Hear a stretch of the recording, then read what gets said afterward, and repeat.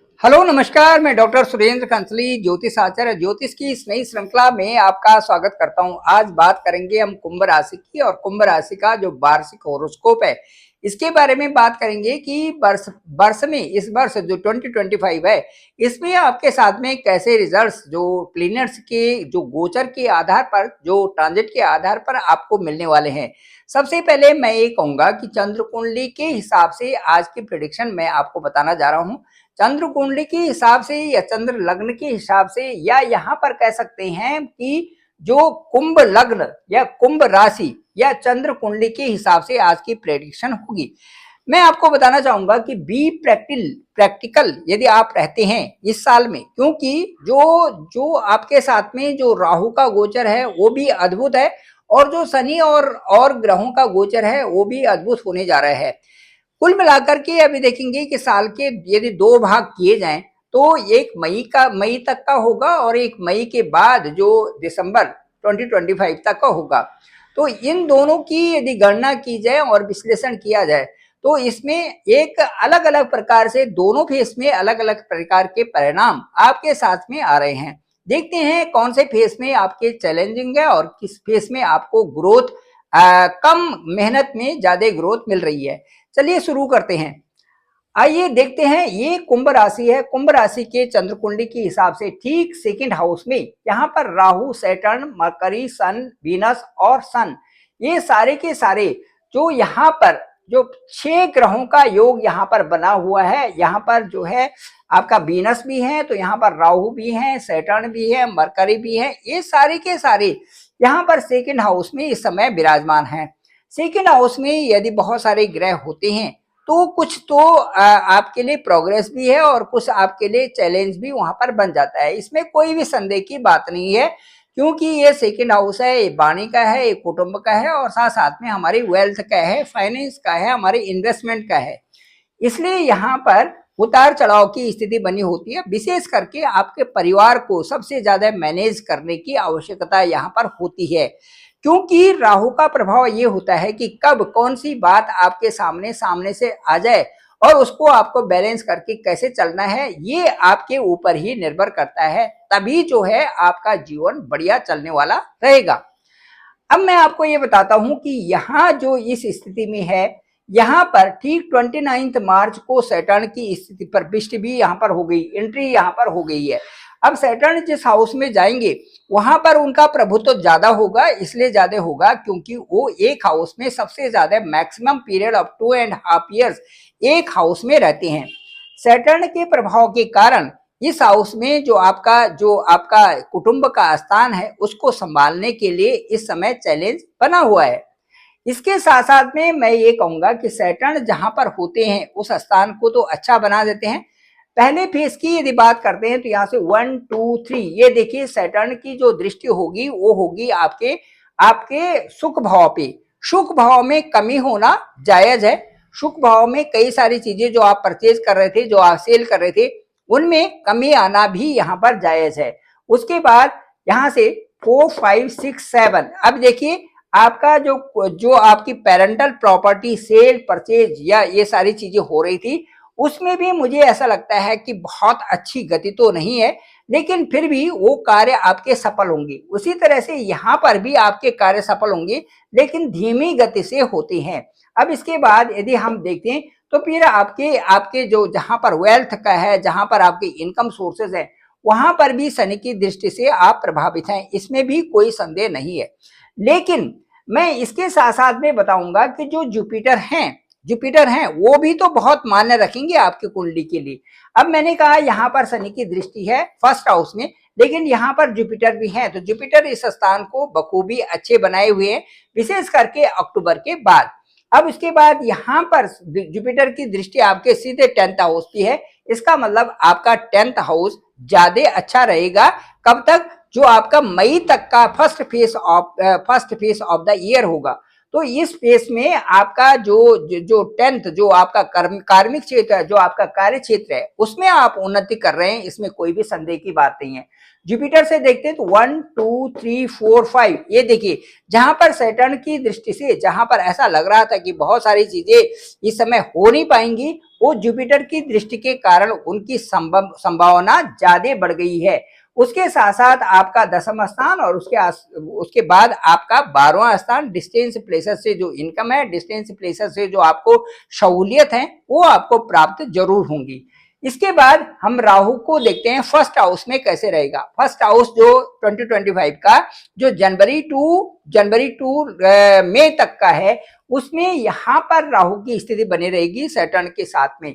अब यहां पर जब सेकेंड हाउस में राहु रहेंगे तो यहां पर भी कुछ कुछ कारणों में बहुत ज्यादा एडजस्टमेंट आपको बनाना पड़ेगा। पारिवारिक में, परिवार में, आपके इन्वेस्टमेंट में, उसमें भी आपको अच्छा खासा एक बैलेंस बना के चलना पड़ेगा, नहीं तो परिवार के लोगों में ही ज्यादा खर्चा होने की संभावना यहाँ पर बनती है। अब इसके बाद यदि ये राहु की दृष्टि देखते हैं 1 2 3 4 5, ये देखिए 6 प्लेस पे 6 7 8 9, इस तरह से ये 6th हाउस है, 8th हाउस है, और ये जो है आपका कार्मिक क्षेत्र है। अब यहाँ पर राहु की दृष्टि का मतलब है कहीं ना कहीं कुछ न कुछ यहाँ पर चेंजेस लाना। राहु का मतलब है कुछ चेंज आ जाना, बदलाव आ जाना, बदलाव के संकेत मिलना। तो बदलाव के संकेत तो आपको मिल रहे हैं, लेकिन मैनेज कर रहे हैं आपके जुपिटर। जैसे कि मैंने कहा फर्स्ट हाउस में जुपिटर की प्रधानता बहुत ज्यादा रहेगी। उन हाउसेस को जुपिटर यहां से देख रहे हैं जिनमें कि आपको भरपूर ढंग से प्रोग्रेस करना है। अब इसके बाद हम देखेंगे कि ये जो राहु और सैटर्न का है जो सेकेंड फेज कैसा रहेगा।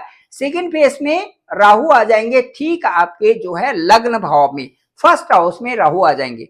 ये आपके लिए मानसिक चिंता, स्ट्रेस देने वाली होगी। उसमें लगता है कि आपको कुछ विशेष रूप से उसमें अपने लिए सोच करके चलना है कि जो किस तरह से स्ट्रेस आ रहा है, किस तरह से आप अच्छा मैनेजमेंट बनाए रखें, तो ये आपके लिए ज्यादा अच्छा होगा। क्योंकि राहु बिल्कुल यदि आपके लग्न के ऊपर आता है तो कार्यों को करने में और उसके डिसीजन लेने में थोड़ा सा यहाँ पर प्रॉब्लम्स होती है। तो सेकेंड फेज के लिए जो राहु का होगा वो थोड़ा चैलेंजिंग होगा कि हमने अपने कार्यों को किस ढंग से और किस आधार पर करना है। राहु की यहाँ से दृष्टि देखेंगे तो 1 2 3 4 5 पंचम स्थान में है, 6 7 आपके जो सप्तम स्थान में, 8 9 और उसके भाग्य स्थान में राहु की दृष्टि होगी। तो राहु की दृष्टि इन स्थानों में होने से ये एक चैलेंज देता है कि हम अपने कार्यों को किस गति से, किस आधार पर करते हैं। तो राहु के लिए सबसे अच्छी बात यह है कि राहु के लिए सबसे अच्छी बात यह है कि आप डिसिप्लिन में रहें, अपने कार्यों को एक एक करके करना शुरू करें और उसमें सावधानी से आगे बढ़ते जाए और उसमें अपनी स्पीड को ज्यादा करें, कार्यों की स्पीड को और बढ़ा दें ताकि वो कार्य ठीक समय पर ही पूरा हो। अब इसके साथ साथ में हम देखते हैं कि राहु का यहाँ पर आने से और जुपिटर के यहाँ पर होने से, जुपिटर जब सेकेंड फेज में जाएंगे, जो साल का दूसरा पड़ाव होगा, तो जुपिटर भी चेंज करने वाले हैं। जुपिटर जाएंगे आपके यहाँ पर 5th हाउस में, आपके सुख भाव से जाएंगे, आपके 5th हाउस में जाएंगे। अब जुपिटर का गोचर चूंकि आपके लिए बहुत ही खूबसूरत होने वाला है और जुपिटर सीधे आपके पंचम स्थान में जाएंगे 14 मई 2025 को। यहाँ से आपके इस स्थान को जहां पर राहु बैठे हैं उसको भी बहुत अच्छी सांत्वना मिलेगी। साथ साथ में आपके जो ये जो है यहाँ पर 9th हाउस है, इसमें बहुत अच्छी ग्रोथ आपके लिए होने वाली है। राहु से संबंधित शांति इसलिए कह रहा हूं मैं कि यहाँ पर राहु से संबंधित शांति इसलिए कह रहा हूं क्योंकि 1 5 और 9 का गठजोड़ एक दूसरे के साथ में बना हुआ है। जैसे ही बृहस्पति पंचम में आएंगे तो राहु के अनुसार भी बृहस्पति की दृष्टि के अनुसार भी राहु वहां पर बृहस्पति के कमांड में ही कार्य करेंगे। क्योंकि यहाँ से पंचम स्थान में जो भी योजनाएं और जिस तरह से यहाँ पर बनेंगी वो जुपिटर के आधार पे बनेगी। मुझे ये लगता है कि जुपिटर की जो दृष्टि है, जो एस्पेक्टेशन है वो 9th हाउस में और ये जो आपका सीधे जो फर्स्ट हाउस में होगा, ये काफी कुछ आपको आगे बढ़ने के लिए, कई सारे कार्यों को करने के लिए यहाँ पर बहुत ही सपोर्टिव आपको जुपिटर की दृष्टि जो साल के दूसरे फेज में, दूसरे यानी कि साल का जो अगला वाला पड़ाव है उसमें ये देखने को मिल रहा है। मुझे लगता है कि जो कुंभ राशि वाले हैं इनको थोड़ी सा अपना बैलेंस करके चलना है।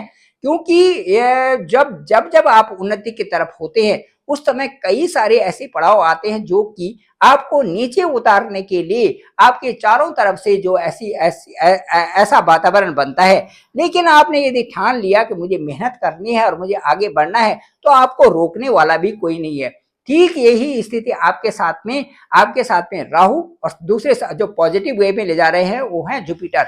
मुझे लगता है कि जुपिटर की ही बातें मानने पर आप अपने जीवन को प्रशस्त भी करें और 2025 का साल आपके लिए बहुत अच्छा होगा।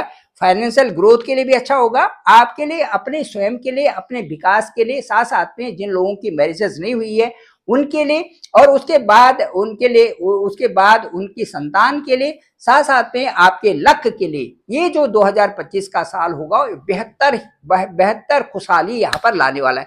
Thank you very much. मैं डॉक्टर सुरेंद्र खंसली, ज्योतिष आचार्य। डिस्क्रिप्शन में मेरा नंबर है 9868280191। आप डायरेक्टली मुझे कॉल कर सकते हैं, मैं आपके साथ बात करूंगा, आपके सभी प्रश्नों का जवाब देंगे। आपका हॉरोस्कोप क्या बताता है, लग्न लग्नेश कहाँ है, भाग्येश कहाँ है, साथ साथ में पूरे ग्रह 6 ग्रहों की स्थिति कहाँ पर बनी हुई है, आपका पहला फेस जो 2025 का कैसा रहेगा और 2025 का जो दूसरा फेस है वो कैसे रहेगा, पूरा एक वार्षिक जो एक होरोस्कोप को आपके साथ में चर्चा करेंगे आपके असेंडेंट के अनुसार। मुझे लगता है कि मेरा अनुभव आपके साथ में सपोर्टिव होगा और वो आपको लाभ भी देगा। Thank you very much. आप सभी लोगों का धन्यवाद, आप सभी लोगों का आभार। मेरे इस चैनल को, डॉक्टर सुरेंद्र खंसली नामक इस चैनल को आप जरूर सब्सक्राइब करें, सभी लोगों को भेजें ताकि सबको इसकी जानकारी हो सके। आप लोगों का पुनः आभार, पुनः बहुत बहुत धन्यवाद।